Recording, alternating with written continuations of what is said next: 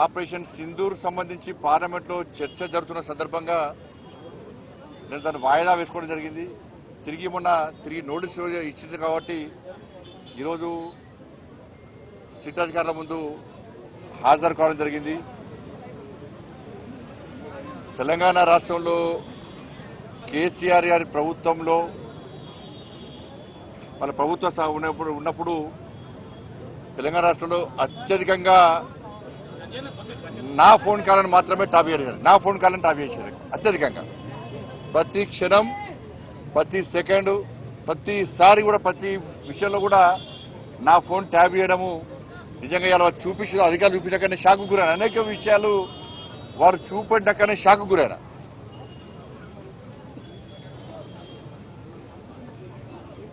ఎంత నీచులు వీళ్ళంటే కేసీఆర్ కుటుంబము మావోయిస్టులకు సంబంధించి ఫోన్లను ట్యాప్ చేయాలి. ఆ లిస్టులో మా పేర్లు పెట్టారు. మావోయిస్టు లిస్టులో మా పేర్లు పెట్టి మా ఫోన్లను ట్యాప్ చేశారు. నాదే కాదు, అప్పుడు పిసిసి అధ్యక్షుడు ఉన్నటువంటి ఇప్పటి ముఖ్యమంత్రి రేవంత్ రెడ్డి గారి పేరు ఉంది అలా. కేసీఆర్ అల్లుడు హరీష్ రావు పేరు కూడా ఉంది అలా. వాళ్ళ ఫోన్ ట్యాప్ చేశారు. మొట్టమొదటిసారి అసలు ఫస్ట్ బాధితున్నా నేను మొట్టమొదటిసారి ఫోన్ ట్యాపింగ్ వ్యవహారంలో ఫస్ట్ టైం స్టేట్మెంట్ ఇచ్చింది కూడా నేనే. నేను గతం నుంచి చెప్తున్నా, ఇది మూర్ఖత్వ ప్రభుత్వము. వీళ్ళకు వావి వరుసలు ఏంలో వీళ్ళకు. ఇవాళ మంచి పండుగ, ఇవాళ రేపు ప్రధానమైన పండుగ. బంధాలు అనుబంధాలకు సంబంధించినటువంటి ఇవాళ పండుగలు. ఇవాళ అమ్మవారి పండుగ అనేది వరలక్ష్మి శుక్రవారము, రేపు రాఖీ పండుగ. ఇవాళ ఇన్ని పండుగలైనా కూడా ఇవాళ వేలాది మంది ఇవాళ భారతీయ జనతా పార్టీ కార్యకర్తలు పండుగలు వదిలిపెట్టి తరలి వచ్చారు ఇవాళ. కానీ అప్పుడు కేసీఆర్ ప్రభుత్వంలో వావి వరుస లేవు. వాళ్ళకు తల్లి లేదు, నా తండ్రి లేడు, నా అక్క లేదు, నా చెల్లి లేదు. వాళ్ళకు నా కుటుంబ సభ్యుల ఫోన్ ట్యాప్ చేసిర్రు. నా ఫోను, నా కుటుంబ సభ్యులది, మా సిబ్బందిది, లాస్ట్కు మా ఇంట్లో పనిచేసే వర్కర్లు కూడా. మాది పక్క పెట్టు, సొంత కేసీఆర్ బిడ్డ కూడా ఫోన్ ట్యాప్ చేశారు. కేసీఆర్ అల్లుని కూడా చేసిర్రు. వీళ్ళని ఏమనాలో తెలంగాణ సమాజం ఆలోచించాలి. అధికారులు నా దగ్గర సమాచారం, నేను నిన్న కానీ మొన్న కానీ చాలా మంది మాజీ అధికారులతో మాట్లాడినా, నా దగ్గర ఉన్నటువంటి ఆధారాలు కానీ నాకున్న సమాచారాన్ని కానీ పూర్తిగా వాళ్ళకు రిపోర్ట్ ఇవ్వడం జరిగింది. వాళ్ళు చెప్తున్న విషయాలు వింటుంటే ఎంత ఆశ్చర్యం అనిపించిందంటే, ఇంత ఘోరమైనటువంటి పరిస్థితి ఇది. వాళ్ళు చెప్పే విషయాలు వింటుంటే నేను ఎప్పుడు ఆందోళన చేసినప్పుడు కూడా, రాష్ట్ర అధ్యక్షుడు ఉన్నప్పుడు పాదయాత్ర చేసినప్పుడు కానీ ఏదైనా ప్రొటెస్ట్ ప్రోగ్రామ్ పోతున్నామంటే ముందే పోలీసులు వస్తారు. వెంటనే మా సిబ్బంది ఫోన్ చేయడము, ఎటు పోతున్నారు, ఇవాళ ప్రోగ్రామ్ ఎక్కడా, మీరు ప్రొటెస్ట్ చేద్దాం అనుకుంటున్నారు కదా, ఆ ప్రోగ్రామ్ ఎక్కడా, ఏడే చేస్తున్నారు అని చెప్పించి ముందే అడిగే ప్రయత్నం చేస్తే చాలా సందర్భాల్లో అనుమానాలు వచ్చినాయి. మేము అన్ని సందర్భాల్లో అనుమానం వచ్చిన తర్వాతనే ఈ విషయాన్ని బహిర్గతం చేయడం జరిగింది. ఇవాళ కేసీఆర్ గవర్నమెంట్లో మీరు చూడండి, మీరెవరన్నా, మీ కెమెరామెన్ ఉన్నారు, రిపోర్టర్లు ఉన్నారు, మీరెవరన్నా మీ కుటుంబ సభ్యులతో కానీ ఎవరన్నా కానీ వాట్సాప్ కాల్ కాకుండా నార్మల్ కాల్ మీరు మాట్లాడారు ఎప్పుడైనా? తెలంగాణ రాష్ట్రంలో కేసీఆర్ ప్రభుత్వం ఉన్నప్పుడు భిక్షాటన చేసే భిక్ష పైన కూడా ఒక ఏమీ తెలివైనటువంటి మామూలు వ్యక్తి కూడా వాళ్ళ భార్యతో మాట్లాడాలన్నా, ఏదైనా భార్యాభర్తల ఫోన్లైన మూర్ఖులు వీళ్ళు, చండాలులు, నీచ మనుషులు వీళ్ళు. ఎవరన్నా భార్యాభర్తల ఫోన్ వింటారా అన్న ఎవడన్నా? ఇంత సిగ్గుమాల కుటుంబం వీళ్ళది.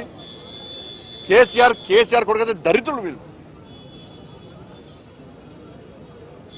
ఎవరన్నా తెలంగాణ రాష్ట్రంలో కేసీఆర్ ప్రభుత్వం ఉన్నప్పుడు ఎవ్వరు కూడా నార్మల్ కాల్ మాట్లాడుకోలే. ఎవరైనా మామూలు బిచ్చపులు అడిగినా కూడా ఆటో కార్మికులు అడిగినా కూడా అబ్బో సార్ కేసీఆర్ ఫోన్ ఇంటర్నెట అందుకే వాట్సాప్ కాల్ మాట్లాడుతున్నారు సార్ అంటుండే. ఇది ఇది కామన్ అయిపోయింది. ఇది ఎవరు కూడా మాట్లాడుకోలే, అందరికి తెలిసిపోయింది కేసీఆర్ ఫోన్ ఇంటర్నెట, మామూలు కాల్ మాట్లాడకూడదు, అయితే వాట్సాప్ అయితే ఫేస్ టైము అయితే సిగ్నల్ మాట్లాడుకోవాలంట అని చెప్పి ఈ టెక్నాలజీ పెంచడానికే కావచ్చు కేసీఆర్ టాపిక్ వేసింది.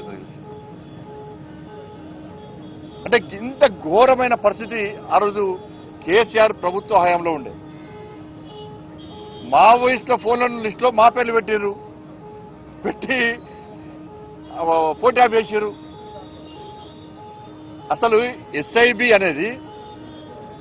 అనేది మావోయిస్టుల కార్యకలాపాలను ఎప్పటికప్పుడు తెలుసుకోవడము, వాళ్ళని కంట్రోల్ చేయడము, వాళ్ళ పట్ల కఠినంగా వ్యవహరించాలంటే ఎస్ఐబి ఉండాలి. కాబట్టి ఒక సపరేట్ ఇన్వెస్టిగేషన్ బ్రాంచ్ పెట్టి మావోయిస్టు టెర్రరిస్టు కార్యకలాపాలను అదుపు చేయడానికి మాత్రమే ఇది అవసరం.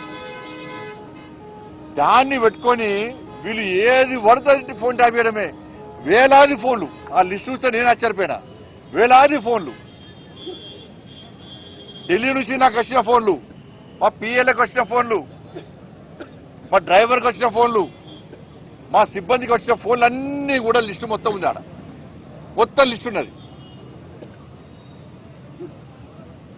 మావోయిస్టుల కోసం ఏర్పాటు చేసినటువంటి ఎస్ఐబిని ఈ కేసీఆర్ అనే మూర్ఖుడు, కేసీఆర్ కొడుకు ట్విట్టర్ టిల్లు ఏ విధంగా వాడుకున్నారంటే దాన్ని పక్కబెట్టి, మావోయిస్టుల లిస్టు పక్కబెట్టి రాజకీయ నాయకుల ఫోన్లను ట్యాప్ చేయడము. వాళ్ళ సొంత, నేను అందుకే సిట్టార్ చెప్పిన, మీరు మమ్మల్నే కాదు బీఆర్ఎస్ పార్టీకి సంబంధించి మంత్రుల ఫోన్ కూడా ట్యాప్ చేసే లిస్ట్ ఉన్నది. బీఆర్ఎస్ సంబంధించి ఎమ్మెల్యేల ఫోన్ కూడా ట్యాప్ చేసిర్రు. కేసీఆర్ బిడ్డది కేసీఆర్ అది కూడా ట్యాప్ చేసిర్రు. వాళ్ళం కూడా విచారణ పిలవాలని చెప్పిన, వాళ్ళం కూడా విచారణ పిలవాలి.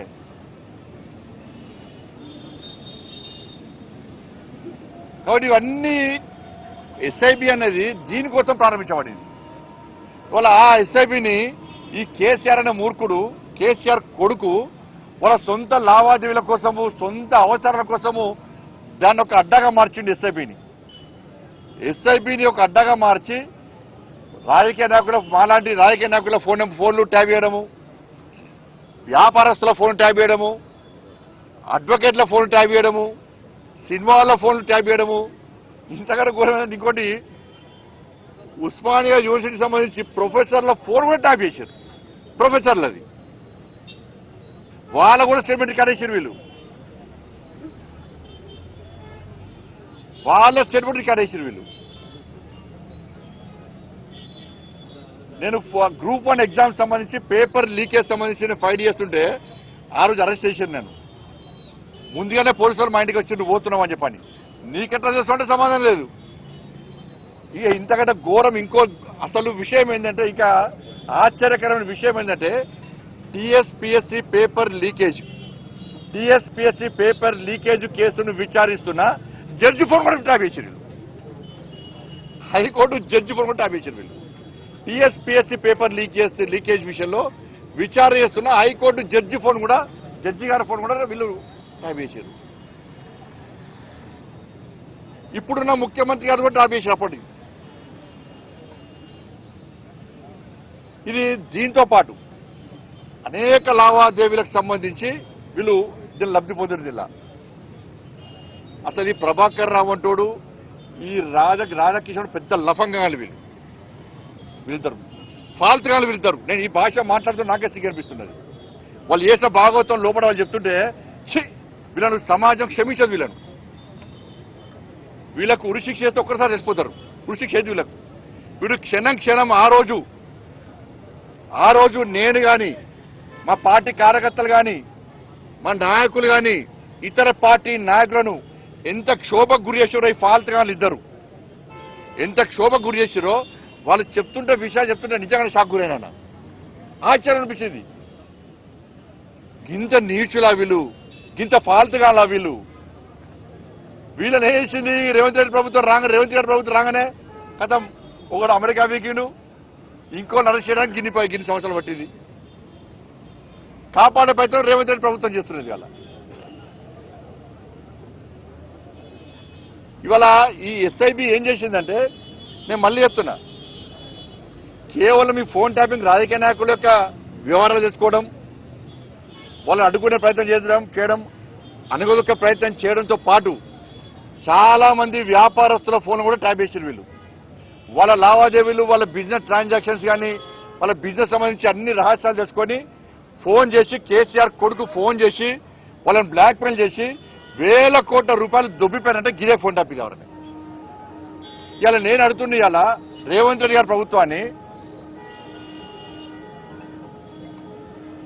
కాంగ్రెస్ ఎగ్జాంపుల్ చెప్తాను, కాంగ్రెస్ పార్టీకి సంబంధించి ఖమ్మం ఎంపీ అభ్యర్థి, ఖమ్మం ఎంపీ అభ్యర్థి దగ్గర 7 కోట్ల రూపాయలు పట్టుకున్నారు వీళ్ళు పోలీసు వాళ్ళు బీఆర్ఎస్ గవర్నమెంట్ లో. ఏమైనా పైసలు, ఏమైనా 7 కోట్ల రూపాయలు. ఇట్లా చాలా మంది కాంగ్రెస్ పార్టీ నాయకుల దగ్గర 100 కోట్ల రూపాయలు వల్ల మీరు సీజ్ చేసి పట్టుకున్నారు. ఏమైనా పైసలని, ఏ అకౌంట్లో పైసలని, ఏడికైనా ఎవరి చేతి పుట్టినాయి అంటే కేసీఆర్ గారు, కేసీఆర్ కొడుకు దగ్గరకు పోయినాయి. ఎవరు చిరుచుకపోయి ఇదే ప్రభాకర్ రావు, రాధాకృష్ణ దగ్గర పైసలు ఇచ్చారు. ఇవాళ 20 కోట్లు దొరికితే టీవీలో బ్రేకింగ్ వస్తుంది, 20 కోట్లు దొరికినాయి అని లీకేజ్ వీలేస్తారు. నెక్స్ట్ కేసీఆర్ కొడుకు ఫోన్ చేసే వెంటనే ఆ 20 కోట్లు 2 కోట్లు అవుతాయి. ఆ 20 కోట్లు 2 కోట్లు అయితే 18 కోట్లు దొబ్బిపోతారు. ఈ 2 కోట్లు రికార్డులో రికవర్ చూపెడతారు. ఇన్ని వేల కోట్ల రూపాయలు ఇవాళ అక్రమాలు జరిగినప్పుడు దీని మీద రేవంత్ రెడ్డి గారి సర్కారు చర్యలు తీసుకునే అవకాశం ఉందా? తీసుకోదు. మరి ఈడీకి లేఖ రాస్తలేరు. ఈడీకి లెటర్ రాస్తే ఇవన్నీ దీని విచారణ జరుపుతారు కదా. ఫైనాన్స్ ట్రాన్సాక్షన్ జరిగింది కదా, వేల కోట్ల రూపాయలు ఇవాళ చేతులు మారినాయి కదా అక్రమంగా.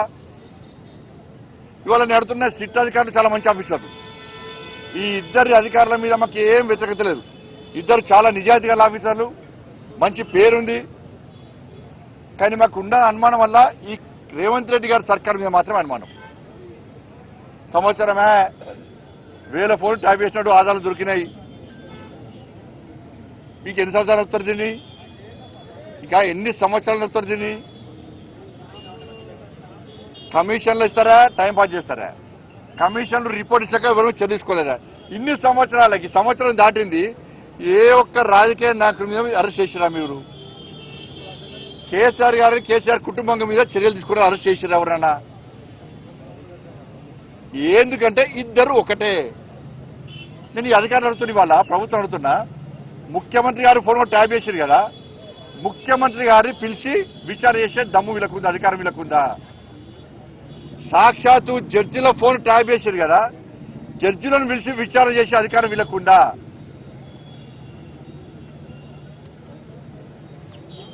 మరి ఎట్లా విచారణ చేయాలి? అందుకే సిబిఐకి ఇవ్వాలని మేము అంటున్నాం. మీరు సిబిఐకి ఇవ్వకుంటే ఇదంతా తూతు మంత్రము. ఇది మీ ఇద్దరి మధ్య జరిగిన అండర్స్టాండింగ్, బీఆర్ఎస్ కాంగ్రెస్ మధ్య జరిగిన అండర్స్టాండింగ్. ఒక్కొక్క స్కామ్ కు అక్కడ రేటు కుదురుతుంది ఢిల్లీలో. ఫస్ట్ ఫామ్ హౌస్ కేసు ఇన్ని కోట్లు తీసుకుపోయి ఢిల్లీలో మూటలా పెడుతున్నారు.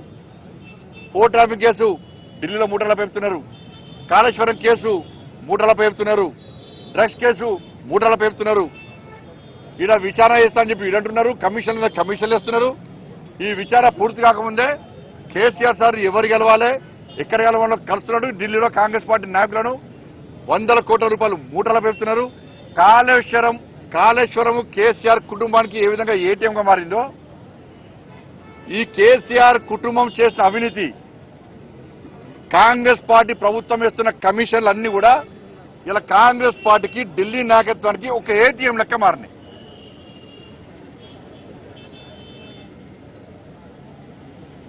ఇంత జరుగుతుంటే కేసీఆర్ కుటుంబాన్ని అరెస్ట్ చేసి దమ్మలేదు. లాస్ట్ రాష్ట్ర ముఖ్యమంత్రి గారు ఏం చేశారు?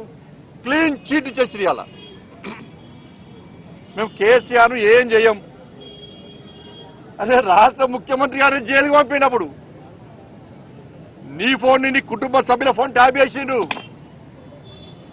ఎవరు చేసిండ్రు? కేసీఆర్ చేసిండు, కేసీఆర్ కొడుకు చేసిండు. అటువంటి కేసీఆర్ కు క్లీన్ చీట్ ఇచ్చిండు రాష్ట్ర ముఖ్యమంత్రి. అంటే అండర్స్టాండింగ్ చేసుకోండి. కేసీఆర్ ఏం చెప్తే రేవంత్ రెడ్డి గదే చెప్తాడు. కేసీఆర్ గారు ఏం మాట్లాడమంటే రేవంత్ రెడ్డి గారు గదే మాట్లాడతారు. కేసీఆర్ గారి అభిప్రాయం ఏందో రేవంత్ రెడ్డి గారు గదే అభిప్రాయాన్ని బయట చెప్తాడు. వాళ్ళ కేసీఆర్ గారి మీద చర్యలు తీసుకోమని చెప్పి సాక్షాత్తు రాష్ట్ర ముఖ్యమంత్రి గారే క్లీన్ చీట్ ఇచ్చేసిండు. ఎవరు ముఖ్యమంత్రి గారు చెప్తాను నేను, మీకు ఎవరిచ్చిన అధికారం అరెస్ట్ చేయాలని చెప్పడానికి? రాష్ట్ర ముఖ్యమంత్రి ఎవరు చెప్తే పోలీసు వాళ్ళు కోర్టు చెప్పాలి. అరెస్ట్ చేయాలన్నా వద్దా అనేది ముఖ్యమంత్రి అధికారం ఉందా? అంటే ఇప్పుడు ఏమైంది? అలా అధికారులు మీరు వేసినటువంటి కమిషన్ సంబంధించి ఈ సిట్ కమిషన్ కానీ ఇతర కమిషన్ అధికారులకు ఇండైరెక్ట్ రాష్ట్ర ముఖ్యమంత్రి గారు క్లీన్ చిట్ చేసి మీరు ఏం చేయకండి, మేము టైం పాస్ చేస్తున్నాం, మేము ఎవరిని అరెస్ట్ చేయము అని డైరెక్ట్ గా రాష్ట్ర ముఖ్యమంత్రి గారు క్లీన్ చిట్ కేసీఆర్ కుటుంబానికి ఇచ్చేసింది. మరి ఎందుకు ఈ కమిషన్లు ఎందుకు, ఈ విచారణలు ఎందుకు, ఈ టైం పాస్ పాలిటిక్స్ ఎందుకు? తెలంగాణ సమాజం పిచ్చోళ్ళు అయింది. మేము తెలంగాణ సమాజం ఇన్ని రోజులు కాంగ్రెస్ పార్టీ చేసిందంతా వట్టి అని మొదటి నుంచి చెప్తున్నాం. మేము ఇద్దరి లోపాయకార ఒప్పందం ఉందని ఇద్దరు చెప్తూనే ఉన్నాము. నా ముఖ్యమంత్రి గారి మాటల్లో బయటపడ్డది. సంవత్సరమే ఒక్క కేసీఆర్ కుటుంబం ఎవరైనా అరెస్ట్ చేసినారు? ఎవరైనా ఒక్క రాయికైనా ఒక అరెస్ట్ చేసిరా? కాబట్టి అందుకే మేము మళ్ళా డిమాండ్ చేస్తున్నాం, మీతో కాదు. ఆల్రెడీ మా రాష్ట్ర అధ్యక్షుడు రామచంద్ర గారు గత అంతకుముందే ఈ కేసు సిబిఐకి ఇవ్వాలని చెప్పి హైకోర్టులో పిటిషన్ వేయడం జరిగింది. మా మొదటి నుంచి కూడా కోరుతున్నాం. మేము ఈ ప్రభుత్వం మీద నమ్మకం లేదు, ఈ సిడ్కు జడ్జిలను పిలిచే అధికారం లేదు, రాష్ట్ర ముఖ్యమంత్రి గారిని ఇతను పిలిచే అధికారం లేదు. ఇవాళ వేల కోట్ల రూపాయలు లావాదేవీలు స్కామ్ జరిగింది ఫోన్ ట్యాపింగ్ ద్వారా, వాటి మీద విచారణ చేసే అధికారం లేదు. కాబట్టి దీన్ని సిబిఐకి ఇవ్వాలని చెప్పి మేము న్యాయమైన డిమాండ్ చేస్తున్నాం. సిబిఐకి ఇవ్వడంలో మీకున్న అభ్యంతరమేంది?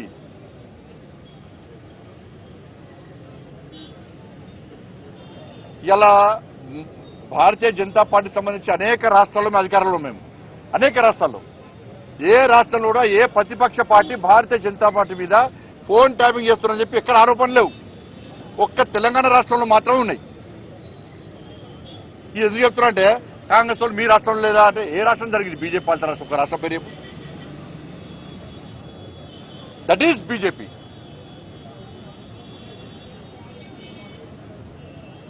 బట్ దయచేసి వీటి మీద మాకు నమ్మకం లేదు. అధికారుల మీద ప్రభుత్వం ఒత్తిడి తీసుకొస్తుంది. నేను ముఖ్యమంత్రి గారు మాట్లాడిన తర్వాత తెలంగాణ సమాజానికి పూర్తి అర్థమైపోయింది, బీఆర్ఎస్ కాంగ్రెస్ ఒక్కటే. వీళ్ళు ఏం చర్చించుకోరు. వాళ్ళు గతంలో దోసుకున్నారు, వీళ్ళు ఇప్పుడు దోసుకోవడానికి పోటీ పడుతున్నారు.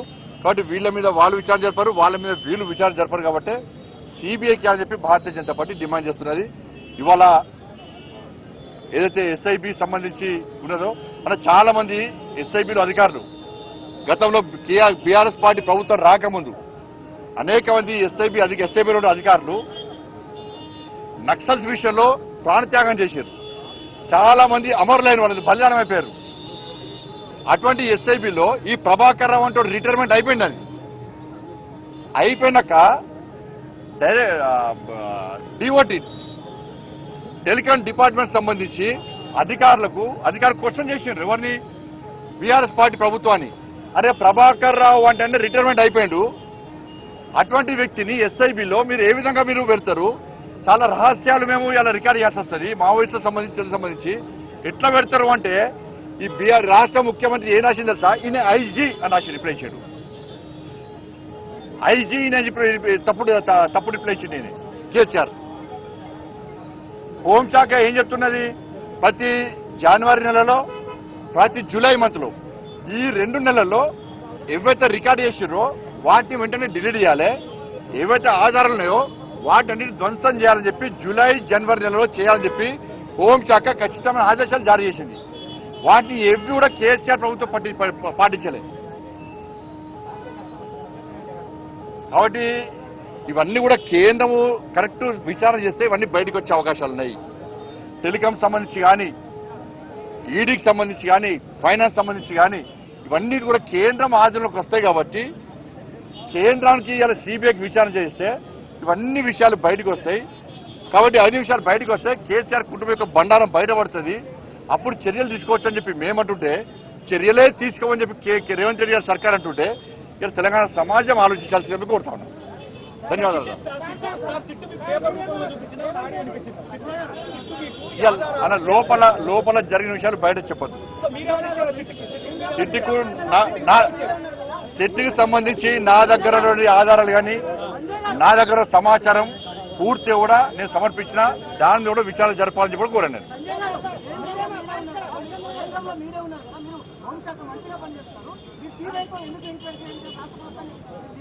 అన్న కేసీఆర్ గవర్నమెంట్ లో సిబిఐని తెలంగాణకు రానియమని చెప్పి ఒక జీవో ఇష్యూ వేసి తెలుసా మీకు అది? కాబట్టి డైరెక్ట్ గా సిబిఐ తెలంగాణకు వచ్చే అవకాశం లేదు. అది రాష్ట్ర కేబినెట్ రాష్ట్ర ముఖ్యమంత్రి గారు కోరాలి సిబిఐ విచారణ జరపాలని చెప్పి, లేకుంటే కోర్టు అనుమతి ఇవ్వాలి. లేకుంటే గింతసేపు అన్న సంవత్సరం చూద్దామా మేము తీసుకుపోయి గొడవ గుంచుకపోయి ఒక్క మనిషి కేసీఆర్ కుటుంబం అంతా లోపడుతుంది. మేము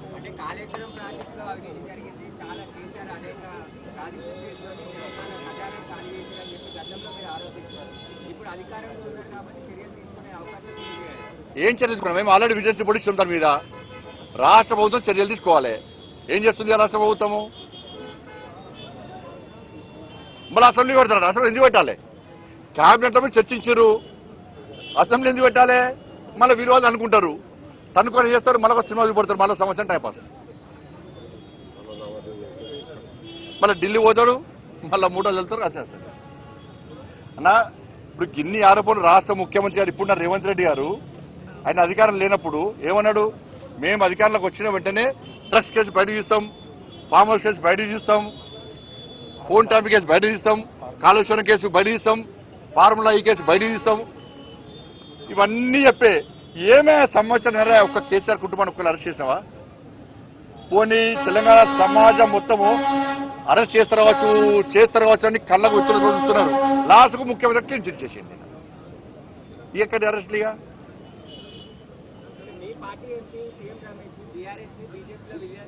అంటే టాపిక్ డెవలప్ ఫోన్ టాపిక్ మాట్లాడాను, లేకుంటే మీరు అదిస్తారు వాళ్ళ మీరు.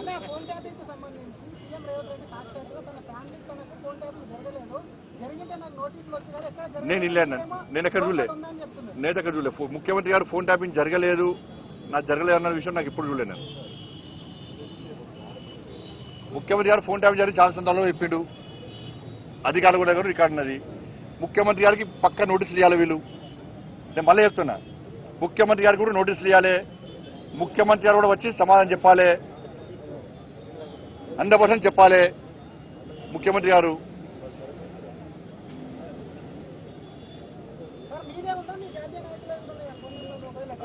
అన్న లిస్టు చూస్తే నువ్వు ఆశ్చర్యపోతావు అన్న, 1000 నెంబర్లు లేదు అలా.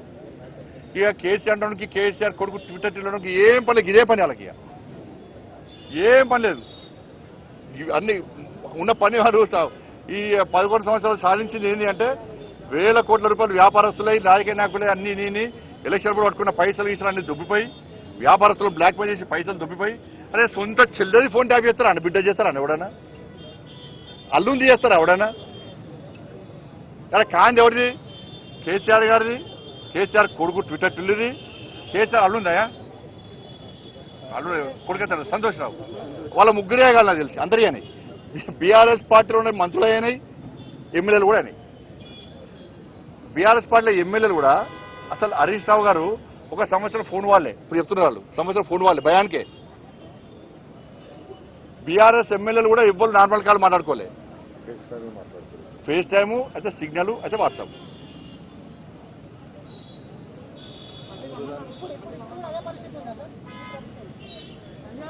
ఇప్పుడు నాకే తెలుస్తుంది, మీకే తెలుస్తుంది ఎక్కువ. మళ్ళీ రమ్మంటే మళ్ళీ వస్తా. నేను విచారణకు నేను కేంద్ర మంత్రిగా రాలేదు, ఒక సాధారణ పౌరునిగా నా బాధ్యత ఉంది కాబట్టి ముఖ్యంగా నేను సఫర్ అయినా, మా పార్టీ కార్యకర్తలు సఫర్ అయ్యారు, మా నాయకుడు సఫర్ అయ్యారు. ఆ రోజు కాంగ్రెస్ పార్టీ లేదు, ఆ రోజు బీఆర్ఎస్ పార్టీని కేసీఆర్ మెడల్ వంచింది భారతీయ జనతా పార్టీ.